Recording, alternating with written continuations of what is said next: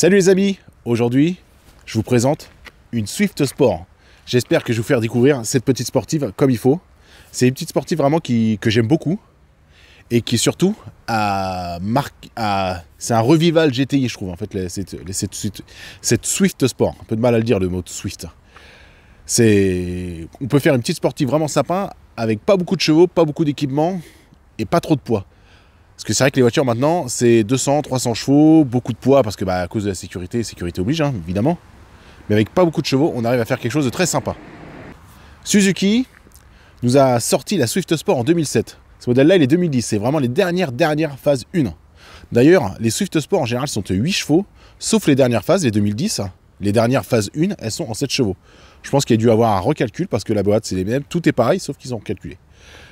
Avantage, acheter une 2010. Moins cher à l'assurance, moins cher à la carte grise. Alors, qu'est-ce qui différencie une Swift Sport d'une Swift lambda niveau extérieur? Alors, en premier lieu, on remarque tout de suite ce gros pare-choc proéminent avec cette belle grille d'air énorme.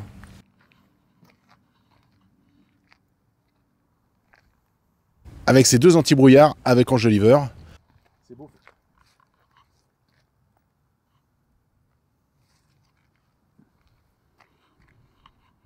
La caisse ramassée, parce qu'après on parlera des suspensions en fait, mais donc un peu plus basse qu'une version d'origine. Et d'ailleurs, gros point fort quand même des designers de chez Suzuki, Koressi, parce que la Suzuki Swift est très haute. C'est un véhicule qui est fait pour se sentir très, très bien dedans, avec une bonne hauteur sous plafond, on va dire. En fait, parce que si vous regardez bien, regardez-moi la hauteur de la voiture, où c'est qu'elle m'arrive.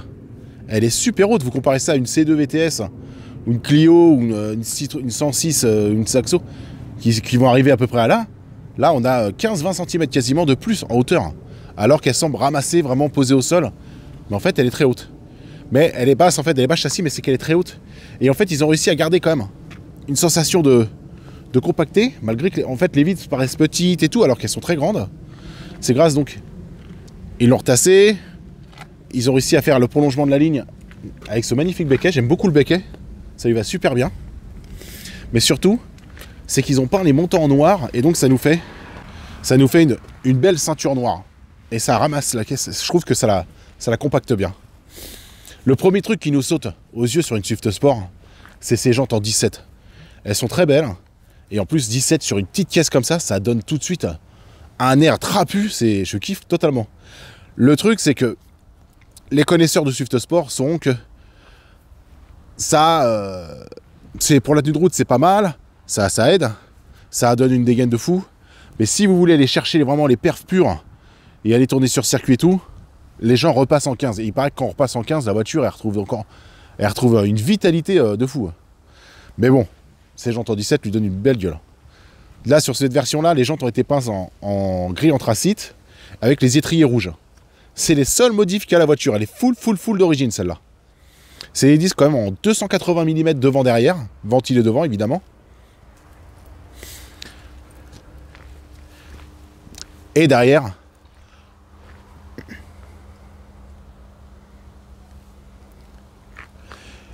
bien évidemment, ce qui a fait beaucoup avec les jantes de la Swift Sport, ce qui a marqué beaucoup, c'est cette double sortie inox. C'est très très joli. C'est un délire. Au lieu d'avoir fait juste une petite sortie ronde, ils ont fait double sortie. C'est génial.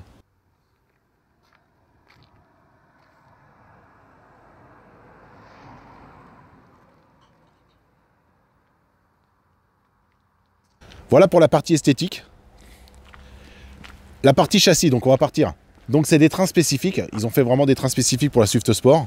Amortisseur plus ferme, ressort plus court, plus ferme. Barre stable plus grosse. Frein plus gros, bien évidemment.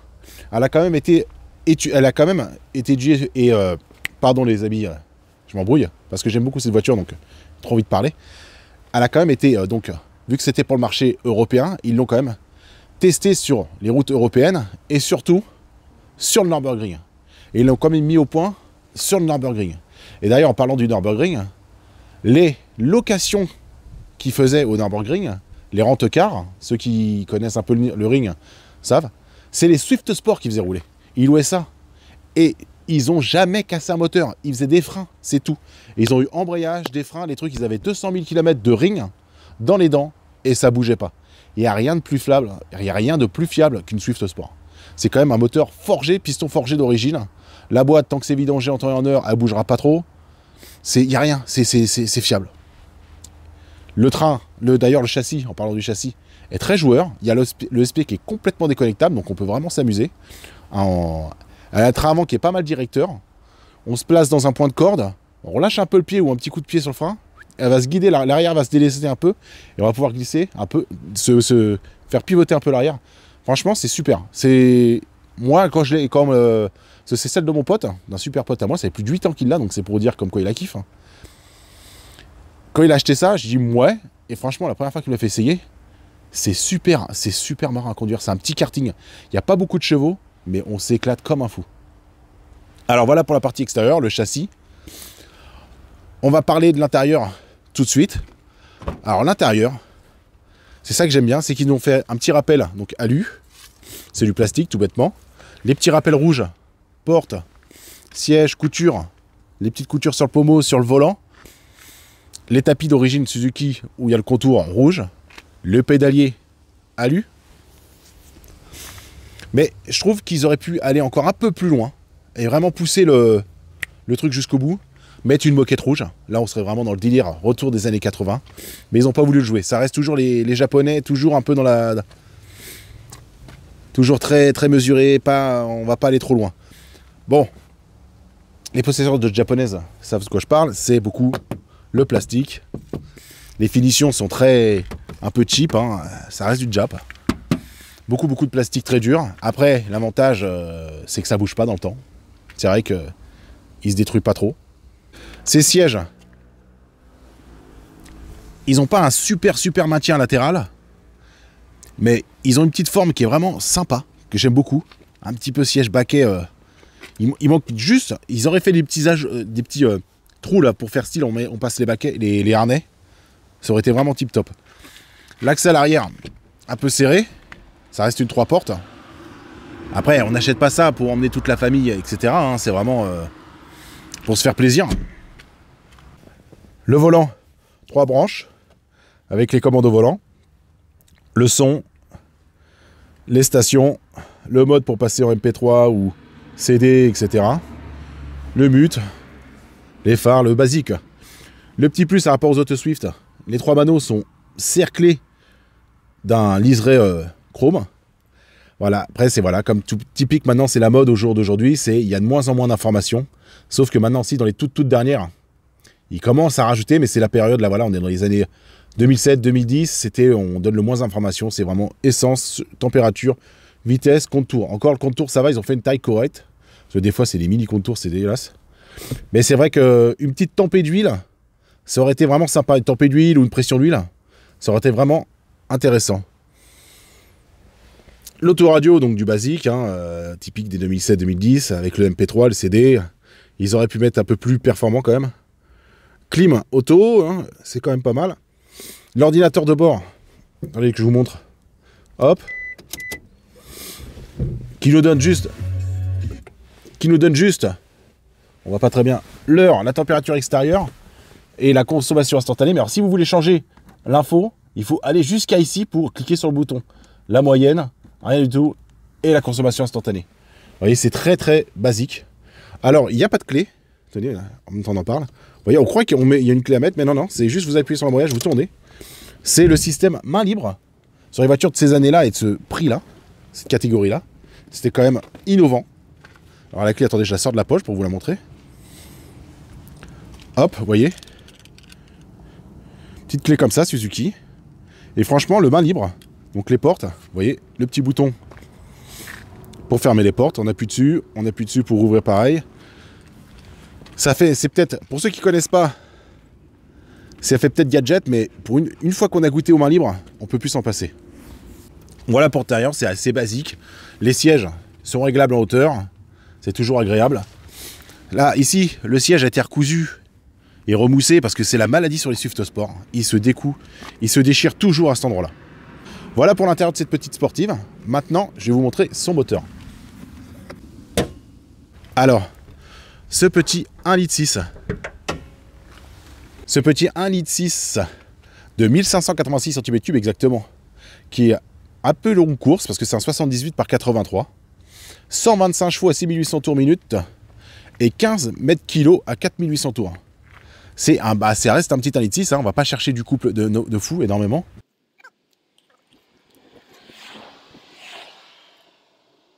Avec son poids contenu de 1080 kg, arrive à faire quand même des performances correctes parce que chrono 200 km/h, 400 mètres 16 secondes 3, 1000 mètres 29,7, 0 à 100 8 secondes 9.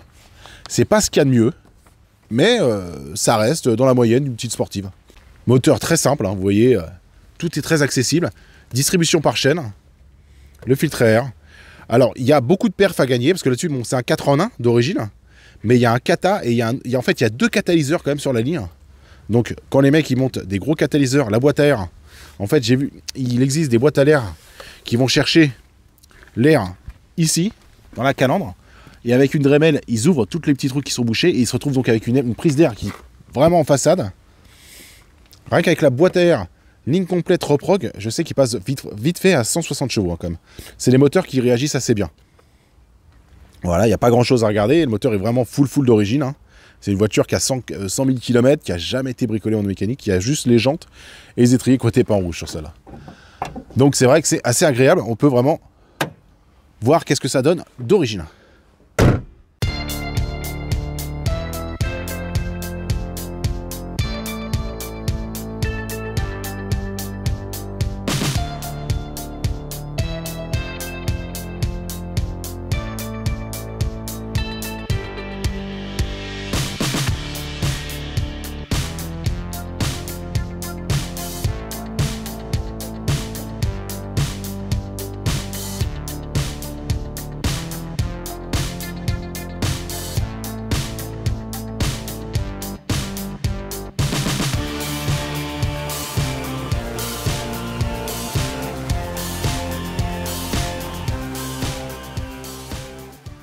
Alors pour le coffre, ça reste une petite voiture.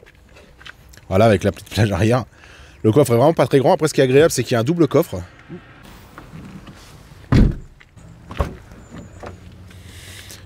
Alors, vous voyez, moi, avec mes 1,80 m, eh ben, en fait, je suis très loin du toit.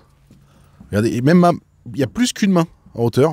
Vous voyez, il y a plus qu'une main. C'est quand même impressionnant. On est vraiment très à l'aise. On a vraiment une sensation d'espace.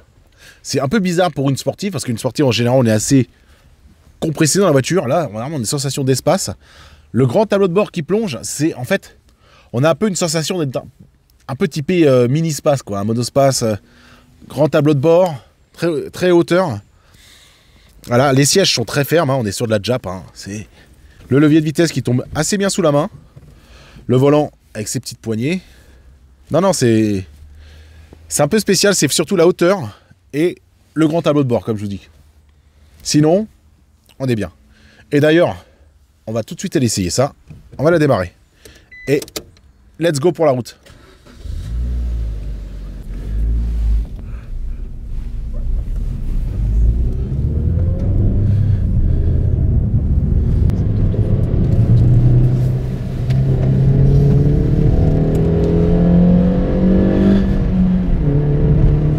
Elle réagit vraiment pas mal pour un petit 1,6 litre. La boîte est vraiment bien étagée.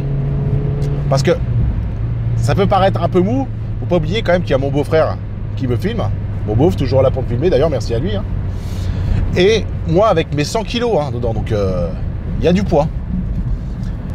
Et sur les petites voitures comme ça, avec un petit moteur, le poids, the light is right. Hein. Le poids, c'est l'ennemi. Donc, un petit gabarit de 60 kilos, tout seul, la voiture, elle reprend encore un peu plus d'aile. La voiture, elle reprend un petit peu plus de pêche. La boîte est assez courte. Vous voyez, on va se caler à 3000 tours. 3000 tours, on est à 90 km/h. Donc, pour se caler à 120-130, ça va gueuler un peu pour la grande route. C'est un peu relou, mais c'est comme ça, hein, les petites sportives. Si on veut être en bas régime sur autoroute, bah, faut plus aller miser dans le gasoil. Donc les sièges, comme je vous ai dit tout à l'heure, un petit peu ferme. Le volant réglable en hauteur. On peut trouver une belle position. Alors, le truc qui pousse encore un peu plus, comme je vous ai dit, la hauteur de sous plafond et le gros plateau de bord qui me donne un petit peu l'impression d'un petit monospace, c'est la taille des rétroviseurs. Ils sont balèzes, vraiment balèzes. Donc pour les... C'est un peu bizarre, parce qu'on s'attend à une petite sportive, donc les petits rétros, un peu comme les 205 GTI à l'ancienne, du petit truc, ça fait bizarre, mais au moins c'est super agréable pour une petite citadine. Parce qu'on voit vraiment tout. Ils sont des givrants d'ailleurs en même temps. Vraiment, il aurait fallu une boîte 6. C'est vrai qu'une petite 6, ça aurait été agréable pour asseoir un peu la voiture, parce qu'on est qu'à 100 km/h et ça gueule un peu. On a dedans, on va voir la dureté de la suspension. Ouais, c'est assez ferme. C'est d'origine, mais c'est déjà bien ferme. Pas oublier qu'elle a été étudiée sur le ring, quand même, à classe. Ça, c'est le truc à dire à vos collègues de bureau, ça. Ouais, mais voiture, elle a quand même étudié sur le ring, hein, c'est pas n'importe quoi.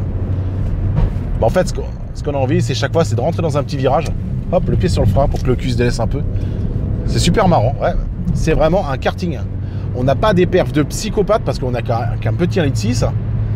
Mais la voiture, c'est un karting. On la place tout le temps, on se jette sur les freins. C'est un jouet. Et c'est vraiment, finalement, au jour d'aujourd'hui, avec des radars partout, on est fliqué de partout, c'est pas dégueulasse de se rabattre, de repartir maintenant, d'arrêter de chercher la puissance maxi et d'aller rechercher plus du plaisir de conduite. Sans avoir une vitesse de fou. Je rentre dans mes philosophies. Après, elle reste sur un poids contenu parce qu'il manque, je trouve qu'il manque quand même quelques options. Elle a quand même un petit régulateur de vitesse, ça aurait été sympa. Après, je pense qu'ils sont partis dans l'idée d'essayer de tirer le maximum le prix et le poids. Et pour eux, ça reste une citadine qui fait de la ville et de la nationale, donc le régulateur de vitesse, c'est pas trop utile vu qu'elle prend. C'est pas une pour eux, ils ont pensé que c'était pas une voiture qui était censée prendre de l'autoroute régulièrement. Après, un autoradio plus récent, mais bon, c'est ces années-là, hein, 2007-2010. Voilà, il n'y a pas de Bluetooth, il n'y a pas de main libre pour le téléphone. Elle a ils appellent ça Illuminate Cancel. Vous allumez les phares. Vous voyez, donc tout se baisse. L'intensité, vous voyez, de l'ordinateur de bord et tout. Vous appuyez sur ça et en fait, tout se remet en puissance max. Vous voyez le kilométrage, l'afficheur. Et regardez, hop, hop. J'appuie sur le truc, malgré qu'on ait les phares, tout se remet au maximum. Voilà, ça sert pas à grand chose, c'est un gadget. Des fois, les Japonais, ils ont vraiment des gadgets un peu bizarres. Les boutons intérieurs, c'est vraiment du plastique dur. C'est vrai, on a vraiment l'impression de les avoir achetés sur AliExpress ou quelque chose comme ça. Mais au moins, toujours chercher, je suis comme ça, je cherche toujours le petit avantage. C'est que, c'est vrai qu'il y a des boutons avec beaucoup plus agréable au toucher, avec le revêtement comme on appelle peau de pêche, mais au moins, bah, ça bouge pas. Et ça part pas en lambeaux, etc. Mais c'est vrai que ça reste vraiment... vous voyez, cling, cling, cling, le bouton, c'est du bon plastique à l'ancienne. On va se faire une petite accélération, deuxième, troisième, début de 4. Montrer ce que ça donne. Attention, vous êtes prêts? On va se caler à 50. Comme à l'ancienne, à l'époque des reprises, sur l'autoroute. C'est parti.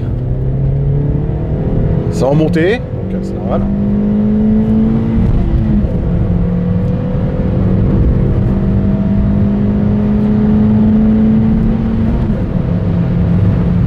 Ouais, c'est pour une montée et 2 personnes dedans et tout, c'est pas dégueulasse. On est quand même derrière, bien sûr, des voitures avec une cylindrée de 2 litres. Mais le moteur, on sent qu'il en veut. Hein. Je pense que ça marche bien. Après, je vous remets dans l'idée, dans l'esprit que celle-là, elle est vraiment full d'origine. Pas de boîte à air, pas d'échappement, rien du tout.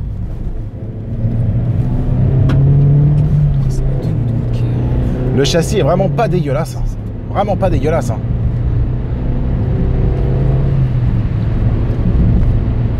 Vraiment sur les petites routes de campagne, on se retrouve vite à jouer à...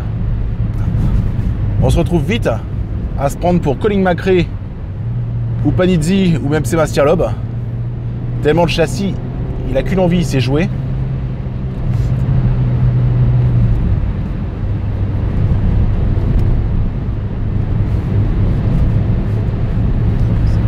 Là, je roule avec l'ESP connecté, hein.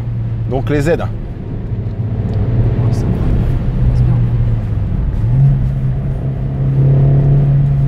Alors là, maintenant, vous voyez, le bouton ESP, il est bien caché au milieu, là, à côté du frein à main. On va le déconnecter. On a mis le SP off, il faut rester à peu près 5 secondes bien montre en main pour que ça s'allume, pour qu'il se déconnecte, hein, vous voyez. On va voir si on arrive à faire jouer un petit peu la voiture. Vous voyez les consommations instantanées, bien sûr, quand on attaque, hein, ça monte très haut, c'est normal. Sinon, on reste sur du... C'est une voiture qui tourne à peu près dans les 7-8 litres. Parce que bien sûr, il y a une boîte courte. Ah ouais, ah là là, le cul il pivote comme il faut. Ah, faut quand même y aller, hein. Elle est quand même bien sécurisante parce que j'ai dû forcer hein, pour y aller. Après, elle est montée sur des 4 pneus neufs, donc elle n'est pas sur du pneu usé. Mais vraiment, elle est très très agréable. Je comprends mieux pourquoi mon pote l'a gardé plus de 8 ans. Là, je le reconnecte. Là, malheureusement, là, il va la vendre. C'est pour ça, d'ailleurs, il m'a dit, tiens, tu veux l'essayer depuis le temps qu'il l'a. Ah, je dis, bah oui, ta petite Swift Sport. Mais il se retrouve maintenant obligé de la vendre parce que la famille s'agrandit. Mais qu'est-ce qu'il est dégoûté de la vendre, vous pouvez pas savoir. Bon, bah, on se retrouve tout de suite pour la conclusion. Et j'ai quand même pas mal de choses à dire sur ce petit bolide. Alors, on arrive sur la conclusion. Quoi penser de ces petites Suzuki Swift? Il y a des plus, il y a des moins. On va partir sur les moins, tout de suite. Allez, on commence par les mauvaises nouvelles. Les moins. C'est une japonaise, donc elle a les défauts des japonaises. Finition intérieure, vive le plastique. Les pièces, certaines pièces peuvent être chères. Pas trop sur celle-là, parce que là, sur de révision, on l'a fait avec mon pote et ça coûte pas cher. Après, il n'y a jamais eu de casse, donc on ne sait pas. Mais normalement, il peut arriver sur des cardans, des trucs comme ça, des pièces un peu spécifiques, où ça coûte un peu cher. Mais bon, en général, c'est fiable. En côté négatif, donc, il y a le que c'est qu'un petit 1,6 litre. Donc, on reste un petit peu limité. Pour l'optimisation, on trouve des pièces, mais le problème, c'est que souvent, ça vient des pays asiatiques, comme le Japon, évidemment, parce que c'est une japonaise.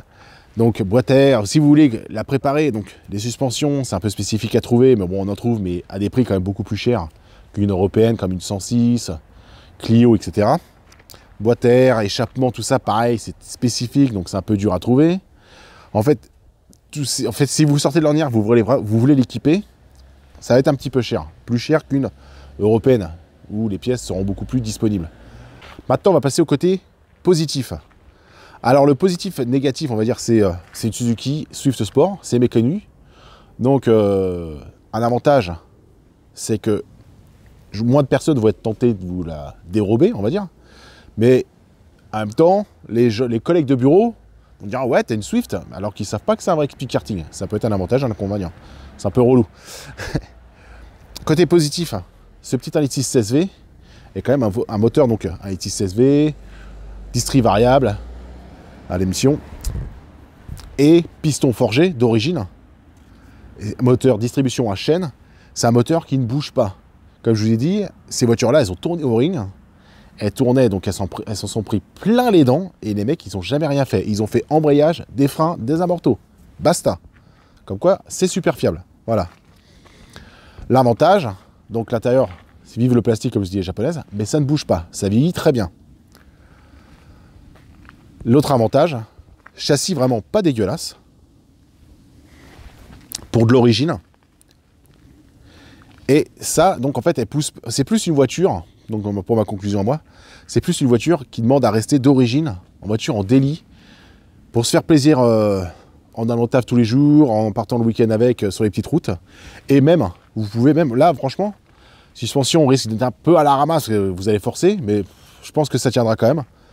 Vous pouvez le week-end, de temps en temps, aller sur des circuits comme Clastres, La Ferté-Gaucher, les Écuyers, des trucs comme ça, et tourner et vous faire plaisir, sans mettre un budget de fou, puisque vous la laissez d'origine. Niveau prix, je sais que on en trouve entre 4000 et 7000, 7500 euros. Ça dépend des années, entre les 2007 et 2010. Le kilométrage, vous en trouvez avec 330 000 km et des modèles qui ont moins de 100 000 km. Donc le prix varie vraiment entre les kilométrages et les années. L'avantage des dernières, les 2010, c'est que c'est 7 chevaux fiscaux. Donc c'est un plus pour l'assurance, c'est un plus pour la carte grise. Bon, la carte grise, on ne paye qu'une fois, mais l'assurance, quand vous êtes jeune conducteur, ils ont plus de facilité à vous assurer sur une 7 chevaux qu'une 8 chevaux.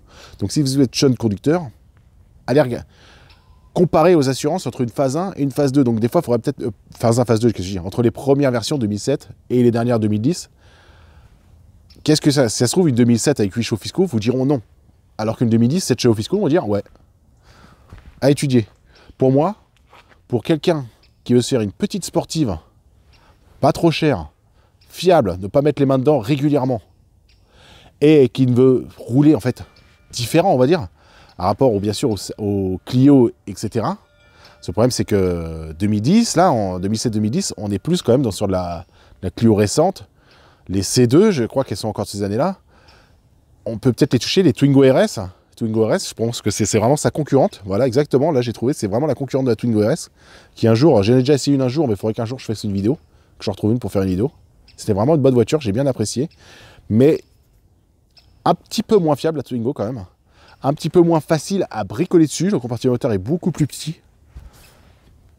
Et puis la Twingo RS, il n'y a qu'un petit truc que j'aime pas, c'est qu'elle a un petit côté cité qui me dérange.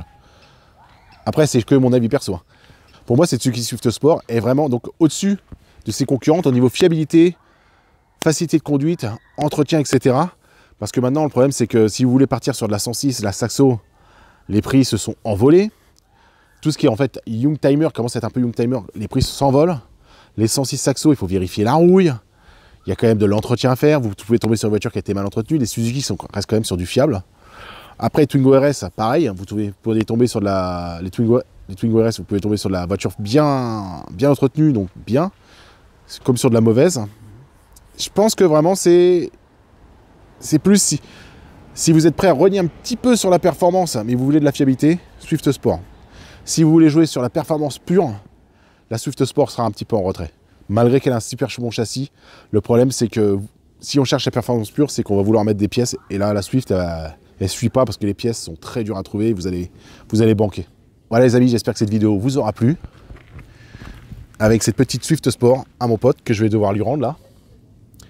Et puis, à très bientôt sur la chaîne.